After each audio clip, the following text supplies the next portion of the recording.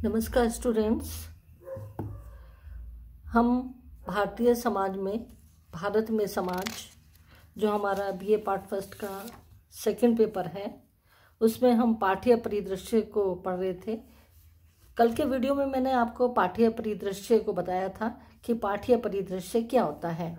आज फिर मैं बता देती हूँ आपको कि पाठ्य परिदृश्य एक लिखित सामग्री है जिसके आधार पर समाज की संरचना, उसके प्रकार्य और उसकी गतिशीलता आदि को समझने का प्रयत्न किया जाता है।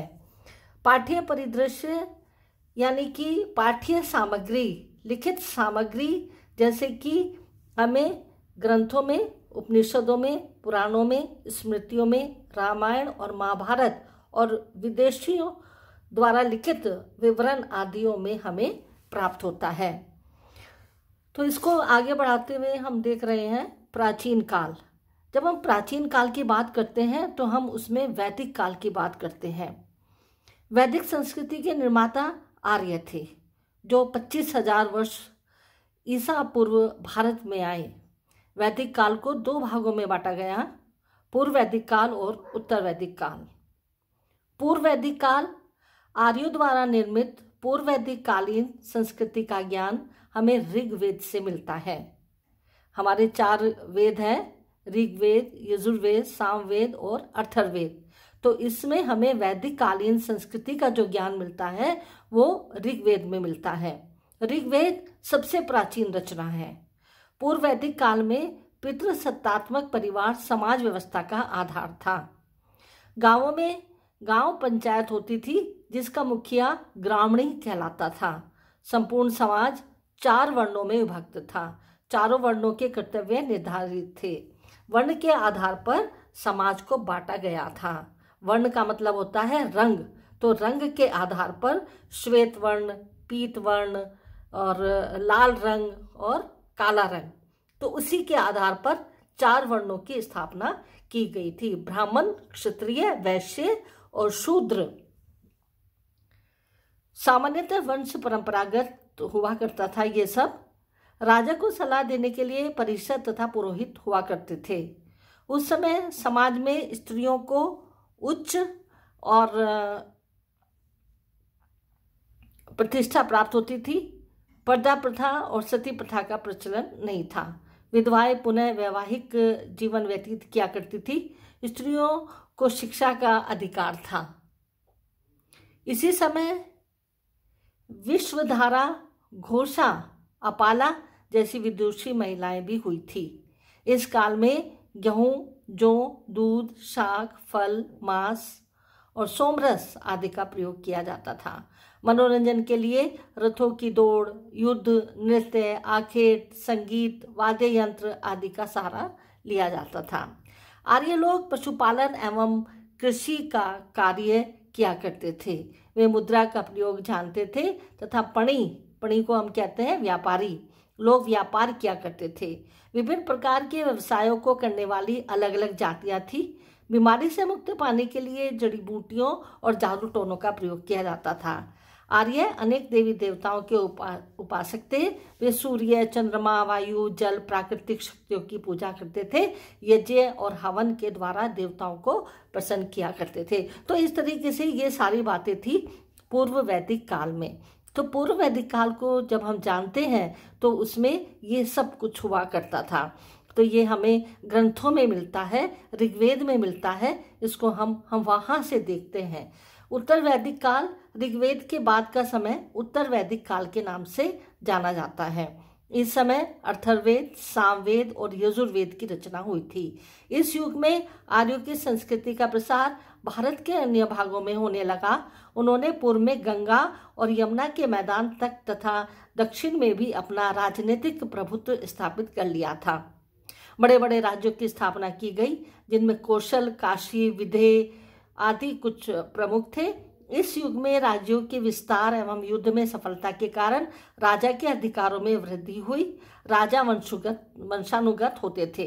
वंशानुगत क्या होता है कि राजा का बेटा राजा ही बनेगा। फिर भी निरंकुश नहीं थे। राजा प्रजा और कानूनों का संरक्षक था। वह सैनिक और न्याय संबंधी कार्य क्या करता था। राज्याभिषेक के समय राजा से कहा जाता था, हे राजन, यह राज्य तुम्हें कृषि प्रगति एवं जनसाधारण के सुख वैभव के लिए दिया जाता है। इस समय राजतंत्र के साथ साथ गणतंत्र की स्थापना भी हुई थी। इस युग में स्त्रियों को शिक्षा का अधिकार तो था, परंतु वे संपत्ति में उत्तराधिकारिणी नहीं होती थी। वर्णाश्रम व्यवस्था का इस युग में भी प्रचलन था। स्त्रियां संपत्ति में उत्तराधिकारी क्यों नहीं हुआ करती थी? क्योंकि इस समय पर पितृसत्तात्मक परिवार थे। पितृसत्तात्मक परिवारों में क्या होता है कि संपत्ति का जो उत्तराधिकारी होता है वो पिता के बाद उसके जो पुत्र होते हैं उनमें संपत्ति का स्थानांतरण हो जाता है, उनको संपत्ति मिल जाती है, तो वो उसका उत्तराधिकारी माना जाता है था। तो इसीलिए स्त्रियों को संपत्ति का उत्तराधिकारी नहीं माना जाता था। अब आता है महाकाव्य काल। महाकाव्य काल जब हम पाठ्य परिदृश्य की बात करते हैं, क्योंकि समाज शास्त्र में हम क्रमबद्ध अध्ययन करते हैं, तुलनात्मक अध्ययन करते हैं और एक व्यवस्थित अध्ययन करते हैं। व्यवस्थित और तुलनात्मक अध्ययन कैसे करते हैं? एक विज्ञान के आधार पर करते हैं। तो सबसे पहले हमें वो अध्ययन करने के लिए हमें कुछ पढ़ना पड़ता है, जिसको हम पाठ्य या शास्त्रीय परिदृश्य में से हम पढ़ते हैं। तो उसी को हम देख रहे हैं कि किस तरीके से कहाँ से हमें ये सारे आंकड़े मिलते हैं। रामायण और महाभारत दो बड़े महाकाव्य हैं। जिस युग में इनकी रचना हुई उसे महाकाव्य काल के नाम से पुकारा गया है। रामायण की रचना वाल्मीकि और महाभारत की वेद व्यास जी ने की थी। आज रामायण और महाभारत किसी एक ही युग अथवा एक ही लेखक की कृति नहीं मानी जाती है, क्योंकि समय समय पर इसमें कई संशोधन और परिवर्तन होते गए। फिर भी यह माना जाता है कि ईसा से 200 वर्ष पूर्व इनकी अधिकांश रचना पूरी हो चुकी थी। राम और कृष्ण इस युग के महापुरुष थे। आज भी राम अनेक आदर्शों के प्रतीक माने जाते हैं। सीता उदात्त पतिव्रत धर्म की। ये सब क्या था? ये समाज को एक आदर्श रूप में प्रेरित करने के लिए कि जैसे राम एक आदर्श पूर्वक जीवन व्यतीत करते थे, उसी तरीके से आपको भी ऐसा जीवन व्यतीत करना है। इसीलिए ये आदर्शों के प्रतीक माने जाते थे। महाभारत कौरव और पांडवों के संघर्ष की कहानी नहीं है, वरन उस युग के धार्मिक, नैतिक और दार्शनिक आदर्शों का संग्रह भी है। गीता, जो कि महाभारत का अंग है, में संपूर्ण वेदों, उपनिषदों, पुराणों का सार है। इस युग में आर्य और अधिक पूर्व की ओर बढ़ गए थे और मगध और बंग जैसे विशाल राज्य स्थापित हो गए थे। राजा लोग अपने सम्मान, शक्ति और गौरव बढ़ाने के लिए राजसूय और अश्वमेध यज्ञ किया करते थे, जैसे कि आप जानते हो। इस युग में राजा शासन चलाने में मंत्री परिषद एवं पुरोहितों की सलाह लिया करते थे।